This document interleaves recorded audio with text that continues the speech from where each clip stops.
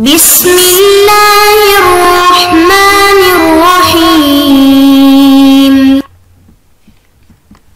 بسم اللہ الرحمن الرحیم۔ علم حدیث اور اصول حدیث کا سبق نمبر 120 ہے۔ آج کے سبق کا عنوان ہے امیر کی اطاعت کا حکم۔ آج کے سبق میں ہم ان احادیث کی تشریح کریں گے جس میں نبی کریم صلی اللہ علیہ وسلم نے امیر اور حاکم کی اطاعت کے بارے میں حکم دیا ہے اور اس کے بارے میں تفصیل ذکر کی ہے۔ اس سے پہلے سبق میں یعنی سبق نمبر 119 میں ہم نے خیانت کی حرمت کی شدت بیان کی تھی کہ مال غنیمت میں یا بیت المال کے مال میں خیانت نہیں کرنی چاہیے، اور اس سلسلے میں جو حدیث تھی وہ آپ کے سامنے ذکر کی تھی، اور اس ضمن میں یہ بھی ذکر کیا تھا کہ حکمرانوں کے لیے جو ہدیے دیے جاتے ہیں اس کا حکم کیا ہے۔ آج کے سبق میں ہم امیر کی اطاعت سے متعلق حدیث ذکر کریں گے۔ چنانچہ باب ہے باب وجوب طاعت الامراء فی غیر معصیۃ و تحریمها فی المعصیۃ۔ حدیث ابن عباس رضی اللہ عنہما اطیعوا اللہ و اطیعوا الرسول و اولی الامر منکم قال نزلت فی عبد اللہ بن حذافۃ بن قیس بن عدی اذ بعثہ النبی صلی اللہ علیہ وسلم فی سریۃ۔ اخرج البخاری فی کتاب التفسیر سورۃ النساء باب قولہ تعالی اطیعوا اللہ و اطیعوا الرسول و اولی الامر منکم۔ ترجمہ ہے غیر معصیت میں بادشاہ یا حاکم یا امام کی اطاعت واجب ہے اور گناہ میں اطاعت حرام ہے۔ حضرت عبداللہ بن عباس رضی اللہ تعالیٰ عنہ نے بیان کیا کہ آیت اللہ تعالیٰ کی اطاعت کرو اور رسول کی اور اپنے میں سے حاکموں کی، جو سورہ نساء آیت نمبر، یہ آیت عبداللہ بن حذافہ بن قیس بن عدی رضی اللہ عنہ کے بارے میں نازل ہوئی تھی جب رسول اللہ صلی اللہ علیہ وسلم نے انہیں ایک مہم پر بطور افسر کے روانہ کیا تھا۔ تو بہرحال یہ قرآن مجید کی آیت ہے اطیعوا اللہ و اطیعوا الرسول و اولی الامر منکم، اس سے معلوم ہوتا ہے کہ حاکم کی اطاعت بھی ضروری ہے۔ تو چلو اس سریہ کے بارے میں تفصیل ذکر کرتے ہیں۔ سریہ عبداللہ بن حذافہ سہمی۔ سریہ سے مراد نبی اکرم صلی اللہ علیہ وسلم کے دور کی ایسی اسلامی جنگ کہ جس میں سید البشر صلی اللہ علیہ وسلم خود شریک نہ ہوئے ہو، جس میں آپ صلی اللہ علیہ وسلم نے خود شرکت فرمائی ہو، اس سے غزوہ کہا جاتا ہے۔ زیر نظر حدیث مبارکہ میں جس سریہ کا ذکر ہے اسے سریہ علقمہ بن مجزز مدلجی بھی کہا جاتا ہے، اور سریہ عبداللہ بن حذافہ سہمی بھی، اور سریہ انصاری بھی۔ یہ سریہ ربیع الآخر 9 ہجری میں جدہ کے جنوب میں بحیر قلزم کے بندرگاہ شعیبہ کے ساحل پر پیش آیا۔ ہادی عالم صلی اللہ علیہ وسلم کو اطلاع ملی تھی کہ یہاں کچھ حبشی فوجی نقل و حمل میں مصروف ہے۔ اہل جدہ نے ان حبشیوں کو دیکھا تھا۔ نبی اکرم صلی اللہ علیہ وسلم نے 300 صحابہ کرام کی ایک جماعت کو حضرت علقمہ بن مجزز مدلجی رضی اللہ تعالیٰ عنہ کی قیادت میں ان کی سرکوبی کے لیے بھیجا۔ جب یہ جماعت سمندر میں ایک جزیرہ میں ان کی طرف بڑھی تو وہ لوگ فرار ہو گئے۔ واپسی پر کچھ صحابہ کرام نے جلد اپنے گھروں کی طرف واپس آنا چاہا۔ حضرت علقمہ رضی اللہ تعالیٰ عنہ نے حضرت عبداللہ بن حذافہ سہمی رضی اللہ تعالیٰ عنہ کو ان پر امیر مقرر کرتے ہوئے انہیں جلد واپس بھیج دیا۔ راستے میں حضرت عبداللہ بن حذافہ رضی اللہ تعالیٰ عنہ کسی بات پر ناراض ہو گئے اور آگ جانے کا حکم دے دیا۔ حکم کی تعمیل میں آگ جلائی گئی تو حضرت عبداللہ رضی اللہ تعالیٰ عنہ نے اس میں چھلانگیں لگانے کا حکم دیا۔ چند صحابہ کرام اطاعت امیر کی نبوی تاکیدات کے پیش نظر اس کے لیے تیار ہو گئے، لیکن کچھ کہنے لگے کہ ہم جہنم کی آگ سے بچنے کے لیے ہی تو اسلام میں آئے ہیں، تو کیا ہم پھر آگ میں چھلانگیں لگائے؟ ان دونوں گروہوں کی آپس میں بحث ہونے لگی۔ اس دوران حضرت عبداللہ رضی اللہ تعالیٰ عنہ کا غصہ ٹھنڈا ہو گیا اور انہوں نے آگ میں چھلانگیں لگانے کا حکم واپس لے لیا۔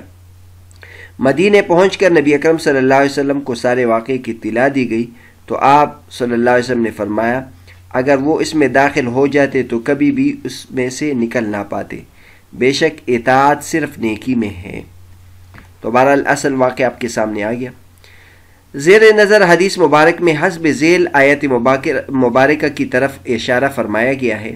یا ایھا الذین آمنوا اطیعوا اللہ و اطیعوا الرسول و اولی الامر منکم فإن تنازعتم فی شیء فردوه الی اللہ والرسول ان کنتم تؤمنون باللہ والیوم الآخر ذلکم خیر واحسن تأویلا۔ اے ایمان والو، اللہ کی اطاعت کرو اور رسول کی اطاعت کرو اور اپنے میں سے اہل امر کی۔ پھر اگر تمہارا کسی چیز میں جھگڑا ہو تو اس کو اللہ اور رسول کی طرف لوٹاؤ، اگر تم اللہ اور آخرت کے دن پر ایمان رکھتے ہو، یہ بہتر بات ہے اور اس کا انجام اچھا ہے۔ اگرچہ حدیث مبارکہ میں آیت کی طرف اشارہ کرنے کے لیے آیت مبارکہ کی الفاظ ذکر فرمائے گئے ہیں، اطیعوا اللہ واطیعوا الرسول واولی الامر منکم، لیکن اصل مقصد آیت مبارکہ کی یہ الفاظ ہے فَإِن تَنَازَعْتُمْ فِي شَيْءٍ فَرُدُّوهُ إِلَى اللَّهِ وَالرَّسُولِ۔ حضرت عبداللہ بن حذیفہ رضی اللہ عنہ کے واقعے سے انہی الفاظ کی مطابقت ہے۔ مراد یہ ہے کہ ٹھیک ہے اطاعت امیر اپنی جگہ نہایت اہم ہے، لیکن اگر امیر کوئی ایسا حکم دے دے کہ جس کے متعلق تمہارا اختلاف رائے ہو جائے کہ یہ حکم شریعت کے مطابق ہے یا نہیں، تو احکام الہی و نبویہ کو مد نظر رکھتے ہوئے رہنمائی حاصل کیا کرو۔ دوسری حدیث ہے ابو ہریرہ رضی اللہ تعالیٰ عنہ کی، حدیث ابی ہریرہ رضی اللہ عنہ ان رسول اللہ صلی اللہ علیہ وسلم قال من اطاعنی فقد اطاع اللہ ومن عصانی فقد عصى اللہ ومن اطاع امیری فقد اطاعنی ومن عصى امیری فقد عصانی، اخرجہ البخاری فی کتاب الاحکام باب قولہ تعالی واطیعوا الرسول واولی الامر منکم۔ حضرت ابو ہریرہ رضی اللہ تعالیٰ عنہ نے بیان کیا کہ نبی کریم صلی اللہ علیہ وسلم نے فرمایا، جس نے میری اطاعت کی تو اس نے اللہ کی اطاعت کی، اور جس نے میری نافرمانی کی اس نے اللہ کی نافرمانی کی، اور جس نے میرے مقرر کیے ہوئے امیر کی اطاعت کی اس نے میری اطاعت کی، اور جس نے میرے امیر کی نافرمانی کی اس نے میری نافرمانی کی۔ لیکن اگر امیر کا حکم قرآن و حدیث کے خلاف ہو تو اس سے چھوڑ کر قرآن و حدیث پر عمل کرنا ہوگا۔ تو بہرحال یہ حدیث آپ کے سامنے ہے، اس حدیث کی بھی تشریح کرتے ہیں۔ نبی اکرم صلی اللہ علیہ وسلم کا فرمان کہ من اطاعنی فقد اطاع اللہ، یعنی جس نے میری اطاعت کی اس نے اللہ کی اطاعت کی، حسب ذیل ارشاد الہی سے ماخوذ ہے۔ قرآن مجید میں اللہ تبارک و تعالیٰ فرماتے من یطع الرسول فقد اطاع اللہ۔ اس کی بنیاد یہ ہے کہ ہادی عالم صلی اللہ علیہ وسلم شریعت کے حوالے سے کوئی بات بھی اپنی طرف سے نہیں فرماتے تھے، بلکہ جو کچھ بھی ارشاد فرماتے تھے وہ الہی کی روشنی میں ہی ارشاد فرماتے تھے، جیسے اللہ تبارک و تعالیٰ کا ارشاد ہے وَمَا يَنْطِقُ عَنِ الْهَوَىٰ إِنْ هُوَ إِلَّا وَحْيٌ يُوحَىٰ، کہ یہ نبی اپنے خواہش سے نہیں بولتے مگر یہ اللہ تبارک و تعالیٰ کا بھیجا ہوا حکم ہی سناتے ہیں۔ جس طرح رحمت کائنات صلی اللہ علیہ وسلم کی اطاعت در حقیقت اللہ ہی کے احکام کی اطاعت ہے، اس طرح پھر انبیاء کرام صلی اللہ علیہ وسلم کی نافرمانی بھی اللہ کے احکام سے روگردانی ہے۔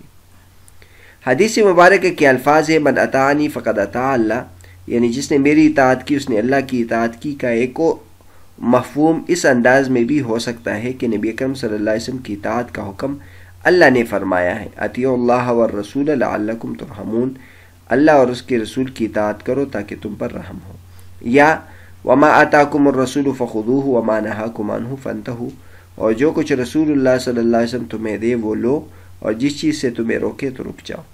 تو گویا آپ صلی اللہ علیہ وسلم کی اطاعت کرنا ان ارشادات باری تعالیٰ کی اطاعت ہے، پھر اس کے مقابلے میں آپ صلی اللہ علیہ وسلم کی نافرمانی کا ارتکاب کرنا ان ارشادات الہیہ کی نافرمانی ہے۔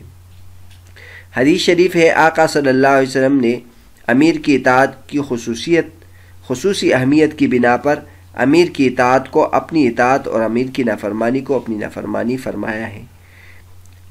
حدیث میں اگرچہ امیری کا لفظ ہے لیکن اس سے مراد کوئی بھی مسلم امیر ہے، ضرور نہیں کہ وہ براہ راست نبی کریم صلی اللہ علیہ وسلم کا نامزد کرتا ہو۔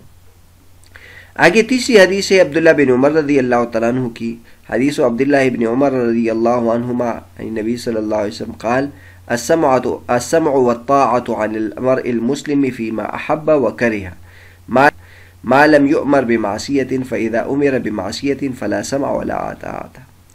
حضرت عبداللہ بن عمر رضی اللہ عنہما نے بیان کیا کہ نبی کریم صلی اللہ علیہ وسلم نے فرمایا مسلمان کے لیے امیر کی بات سننا اور اس کی اطاعت کرنا ضروری ہے، ان چیزوں میں بھی جنہیں وہ پسند کرے اور ان میں بھی جنہیں وہ ناپسند کرے، جب تک کہ اسے معصیت کا حکم نہ دیا جائے، پھر جب اسے معصیت کا حکم دیا جائے تو نہ سننا باقی رہتا ہے نہ اطاعت کرنا۔ آگے حضرت علی رضی اللہ عنہ کی حدیث ہے، حدیث علی رضی اللہ عنہ قال بعث النبی صلی اللہ علیہ وسلم سریة وامر علیہم رجلا من الانصار وأمرهم أن يطيعوه فغضب عليهم وقال أليس قد أمر النبي صلى الله عليه وسلم أن تطيعوني؟ قالوا بلى. قال عزمت عليكم لما جمعتم حطبا وأوقدتم نارا ثم دخلتم فيها فجمعوا حطبا فأوقدوا فلما هموا بالدخول فقام ينظر بعضهم إلى بعض قال بعضهم إنما تبعنا النبي صلى الله عليه وسلم فرارا من النار أفندخلها فبينما هم كذلك إذ خمدت النار وسكن غضبه فذكر للنبي صلى الله عليه وسلم فقال لو دخلوها ما خرجوا منها أبدا إنما الطاعة في المعروف. أخرجه البخاري في كتاب الأحكام باب السمع والطاعة للإمام ما لم تكن معصية. حضرت علی رضی اللہ تعالیٰ عنہ نے بیان کیا کہ نبی کریم صلی اللہ علیہ وسلم نے ایک دستہ بھیجا اور اس پر انصار کے ایک شخص کو امیر بنایا اور لوگوں کو حکم دیا کہ ان کی اطاعت کرے. پھر امیر فوج کے لوگوں پر غصہ ہوئے اور کہا کہ کیا حضرت صلی اللہ علیہ وسلم نے تمہیں میری اطاعت کا حکم نہیں دیا؟ لوگوں نے کہا کہ ضرور دیا ہے. اس پر انہوں نے کہا کہ میں تمہیں حکم دیتا ہوں کہ لکڑی جمع کرو اور اس سے آگ جلاؤ اور اس میں کود پڑو. لوگوں نے لکڑیاں جمع کی اور آگ جلائی. جب کودنا چاہا تو ایک دوسرے کو لوگ دیکھنے لگے اور ان میں سے بعض نے کہا ہم نے حضرت صلی اللہ علیہ وسلم کی فرمانبرداری آگ سے بچنے کے لیے تو کی تھی، کیا ہم پھر اس میں خود ہی داخل ہو جائے؟ اسی دوران میں آگ ٹھنڈی ہو گئی اور امیر کا غصہ بھی جاتا رہا. پھر حضرت صلی اللہ علیہ وسلم سے اس کا ذکر کیا گیا تو آپ نے فرمایا اگر یہ لوگ اس میں کود پڑتے تو پھر اس میں سے نہ نکل سکتے. اطاعت صرف اچھی باتوں میں ہے. آگے حدیث عبادہ ابن صامت رضی اللہ تعالیٰ عنہ ہے. حدیث عبادہ ابن صامت عن جنادة ابن ابی امیہ قال دخلنا على عبادة ابن الصامت وهو مريض قلنا اصلحك الله حدث بحديث ينفعك الله به سمعته من النبي صلى الله عليه وسلم قال دعانا النبي صلى الله عليه وسلم فبايعناه قال فيما أخذ علينا أن بايعنا على السمع والطاعة في منشتنا ومكرهنا وعسرنا ويسرنا وأسرتنا علينا وألا ننازع الأمر أهله إلا أن تروا كفرا بواحا عندكم من الله فيه برهان. أخرجه البخاري في كتاب الفتن باب قول النبي صلى الله عليه وسلم سترون بعدي أمورا تنكرونها. جنادہ بن ابی امیہ کہتے ہیں کہ ہم حضرت عبادہ بن صامت رضی اللہ تعالیٰ کی خدمت میں پہنچے. وہ مریض تھے. ہم نے عرض کی اللہ تعالیٰ آپ کو صحت عطا فرمائے، کوئی حدیث بیان کیجئے جس کا نفع آپ کو اللہ تعالیٰ پہنچائے.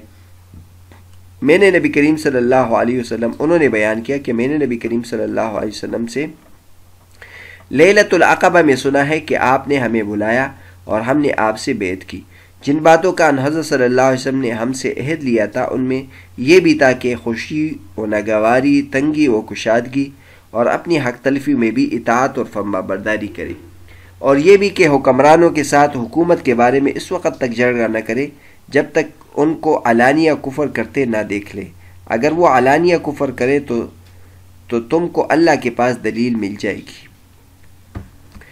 تو یہ حضرت عبادہ بن صامت رضی اللہ عنہ کی حدیث تھی.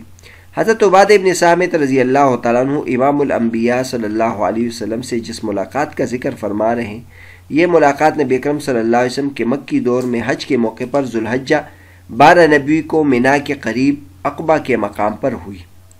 مدینہ سے آنے والے 12 افراد نے اس مقام پر ہادی عالم صلی اللہ علیہ وسلم کے ہاتھ پر بیعت کی. ان میں سے 10 کا تعلق خزرج اور 2 کا اوس سے تھا. اسے بیعت عقبہ اولیٰ کہا جاتا ہے. حضرت عبادہ بن صامت رضی اللہ تعالیٰ عنہ بھی خزرج سے تعلق رکھنے والے افراد میں شامل تھے. اس موقع پر نبی اکرم صلی اللہ علیہ وسلم نے ان لوگوں کی فرمائش پر حضرت مصعب بن عمیر رضی اللہ تعالیٰ عنہ کو تبلیغ دین کے لیے مدینہ بھیجا تھا. اگلے سال 12 ذی الحجہ 13 نبوی میں پھر اسی مقام پر بیعت عقبہ ثانیہ بھی ہوئی.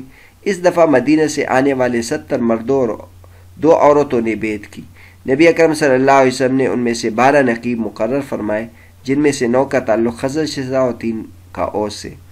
حضرت عبادہ بن صامت رضی اللہ تعالیٰ عنہ اس بیعت میں بھی شریک ہوئے اور آپ رضی اللہ تعالیٰ عنہ کو بھی خزرج میں سے بنو عوف کا نقیب مقرر فرمایا گیا تھا.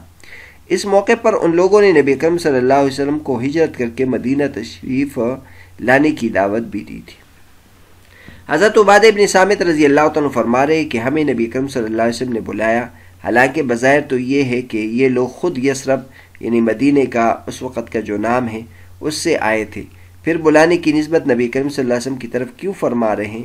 اس کے جواب ہم یہ کہنا چاہیں گے کہ اس سے قبل 11 نبوی میں قبیل خزرج کے 6 افراد سے نبی کریم صلی اللہ علیہ وسلم کی مینا کی گھاٹی میں ملاقات ہوئی تھی اور انہوں نے اسلام قبول کیا تھا۔ ممکن ہے کہ اس وقت یہ بات طے کی گئی ہو کہ آئندہ سال پھر حاضری ہوگی، اس بنا پر حضرت عبادہ بن ثابت رضی اللہ تعالیٰ عنہ نے بلانے کی نسبت نبی اکرم صلی اللہ علیہ وسلم کی طرف فرمائی ہوگی، واللہ اعلم۔ تو بہرحال آج کا جو ہمارا سبق تھا یہ امیر کی اطاعت سے متعلق تھا، جس میں ہم نے ایک عبداللہ بن عباس رضی اللہ عنہ کی حدیث ذکر کی، جس میں سریہ عبداللہ بن حذافہ کا ذکر تھا، پھر اطاعت امیر قرآن میں جو آیتیں تھی وہ ذکر کی، اور اس کے بعد ابو ہریرہ رضی اللہ عنہ کی حدیث ذکر کی جس میں اطاعت امیر کا حکم تھا، اور پھر عبداللہ بن عمر رضی اللہ عنہ کی حدیث، حضرت علی رضی اللہ عنہ کی حدیث اور حضرت عبادہ بن ثابت رضی اللہ عنہ کی حدیث ذکر کی، اور پھر عبادہ بن ثابت رضی اللہ عنہ کی بیعت عقبہ سے متعلق تاریخی واقعات بھی ذکر کیے۔